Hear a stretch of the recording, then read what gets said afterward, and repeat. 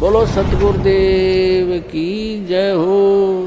पृथ्वी पर भगवान इस कबीर परमात्मा जैसे भगवान नहीं, और इस सतलोक आश्रम बरवारा जिला हिसार जैसा इस दास के द्वारा दिया गया ज्ञान जैसा ज्ञान नहीं, और ऐसे भक्ति विधि नहीं पृथ्वी पे। और ये गारंटी दास आपको प्रमाणित भी कर रहा है और गारंटी दे रहा है। तो इसलिए इतना ज्ञान और इतना आपको प्रमाण दिखाने का दास का उद्देश्य है कि आप भगवान के इस मार्ग पर दृढ़ लगे रहें। और कहते हैं सत ना छोड़े सूरमा, सत छोड़े पथ जा, और सत के बांधे लक्ष्य में फेर में लग गया। परमात्मा आपकी परीक्षा लेते हैं। अगर आप थोड़े से भी डगमग हो गए तो फिर भगवान का ऑपरेशन नहीं करने दिया, आप तो उठ के भाग गए, जाओ फिर थिएटर से भाग गए तो जाओ भाई, वहां कौन करेगा।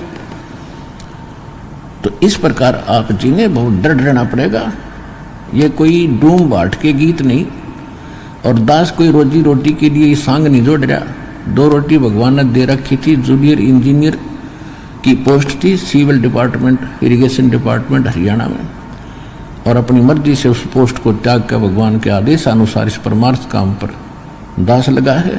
भगवान को खूब पहचाना है, सारा ज्ञान जाना है, तब इस मार्ग पर कदम रखा दास ने।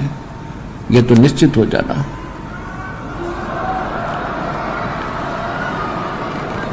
ये निश्चित हो जाना, दास तो शब्द कहेगा भगवान का होगा, दास का नहीं होगा।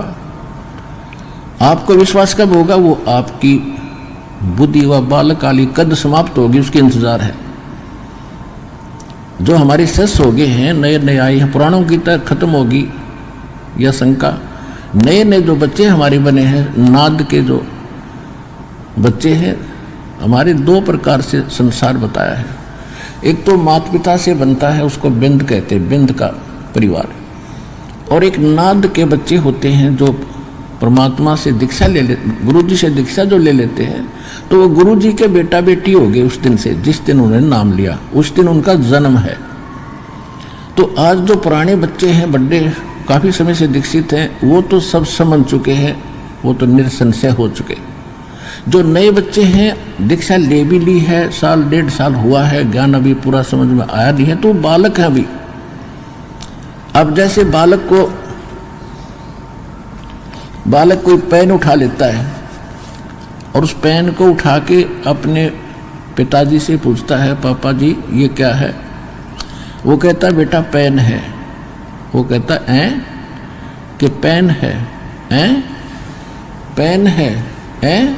वो करता करता उसने रख देता है, क्योंकि वो ना तो ये भी उसकी बुद्धि इतनी नहीं कह सोचता कि पिताजी से जो पूछ रहा हूँ ये गलत बता रहा है।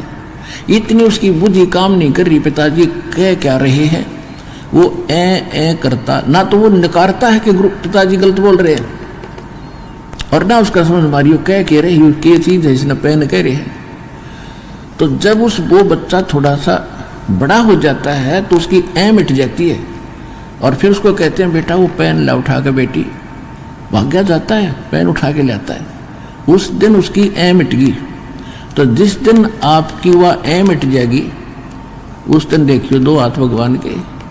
या मिटाने के लिए इतना सत्संग और प्रमाण दिए जाते हैं।